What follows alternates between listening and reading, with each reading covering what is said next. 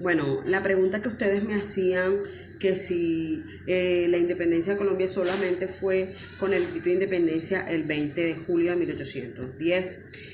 Realmente el proceso de independencia de la Nueva Granada fue eso, un proceso que fue largo y en donde hubo muchas batallas, en donde hubo varios enfrentamientos entre el ejército realista, que era el ejército de España, y el ejército criollo, o el ejército de los neogranadinos.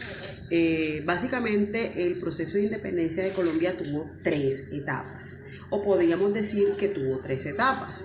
La primera, que se da antes del 20 de julio de 1810, antes del grito de independencia. De hecho, podríamos decir incluso que el proceso independentista comenzó por allá como en 1781 con la revolución de los comuneros. ¿Se acuerdan el episodio de Manuela Beltrán?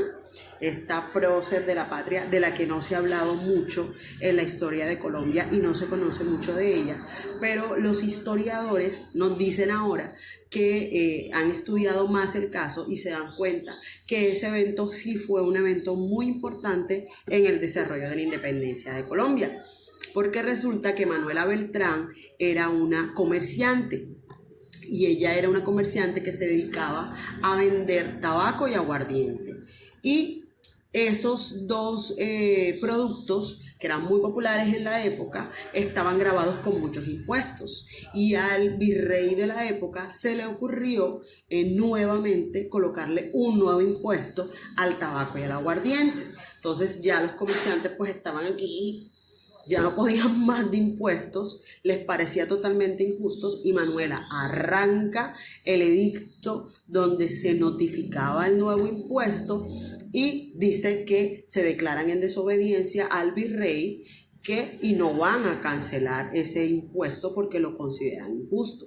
Ese evento de Manuela, que arranca con Manuela Beltrán, es lo que va luego a llevar a lo que fue la rebelión de los comuneros con José Antonio Galán y todos estos próceres de la patria que en su momento fueron ejecutados por no acatar las órdenes del virreinato, que en un momento inicial habían accedido a llegar a un acuerdo con los ciudadanos, pero que después definitivamente incumplieron ese acuerdo y lo que hicieron fue que ejecutaron a Manuela y ejecutaron eh, a, a los rebeldes, ¿no? Bueno, podemos decir que ahí comienza todo el proceso de independencia de Colombia.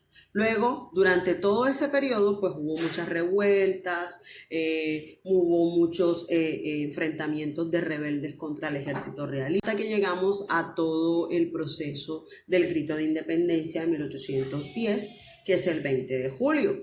Básicamente el 20 de julio es como la culminación de esa etapa rebelde. Digamos que antes de eso podríamos decir que había una especie de rebelión oculta entre los ciudadanos que no estaban de acuerdo con el proceso de independencia, con el proceso de colonización de la Nueva Granada. Ya habíamos hablado de todo este tema de la Revolución Francesa, ya habíamos hablado de toda la inspiración de la revolución de la independencia de los Estados Unidos. Entonces estaba como que ese sentimiento aquí entripado, digamos así, de que por qué nosotros tenemos que seguir siendo gobernados por una gente externa, por un rey que ni conocemos, y por qué no nos gobernamos nosotros mismos y nosotros mismos nos damos nuestras reglas y nuestras leyes en nuestro propio territorio, ¿no? Entonces el evento del florero de Llorente me parece bien chistoso, bastante cómico para hacer un asunto tan importante, porque era como que si no, como que los criollos no encontraban una manera de decir, bueno, ¿y cómo hacemos nosotros para decir que somos independientes? ¿Qué hacemos? Y entonces deciden prestarle este florero al señor Llorente, que era español, que no veía con muy buenos ojos ni con muy agrado, le tenía como la mala a los criollos, y entonces ellos sabían que el señor era un poco cascarrabias y no les iba a prestar el florero, y entonces decidieron prestarle el florero porque sabían que el señor no lo iba a hacer, y cuando él no lo hiciera, pues entonces ellos iban a decir que los españoles no gustaban de los criollos, que los aborrecían, afuera los españoles, a viva la patria, y esa fue la excusa perfecta para redactar el documento que es la Declaración de Independencia de la Nueva Granada. Él fue el 20 de julio de 1810. Pero resulta que el proceso de independencia no terminó allí. El proceso de independencia fue muchísimo más extenso y más doloroso de simplemente romper un florero y punto.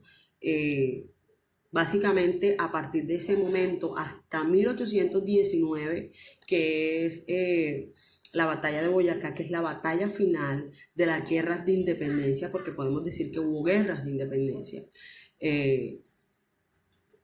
Fue un proceso doloroso, fue un proceso difícil. A todo ese proceso se le llamó la patria boba, porque básicamente lo que generaron fue una cantidad de conflictos entre los criollos. No nos poníamos de acuerdo quiénes iban a gobernar, si iban a gobernar en Santa Fe, si iban a gobernar en Río Negro, en Antioquia. Los cartageneros, ellos declararon su propia independencia luego en 1811. El 11 de noviembre de 1811. Entonces, había como una diferencias entre los mismos criollos que no se ponían de acuerdo. Y cuando Napoleón Bonaparte es derrotado en Europa, los españoles vuelven otra vez al poder, los reyes españoles toman el control otra vez del reinado de España y deciden nuevamente tratar de conquistar esas colonias que se habían declarado independientes. A ese proceso se llamó el proceso de la Reconquista y todo el proceso de pacificación de Pablo Murillo.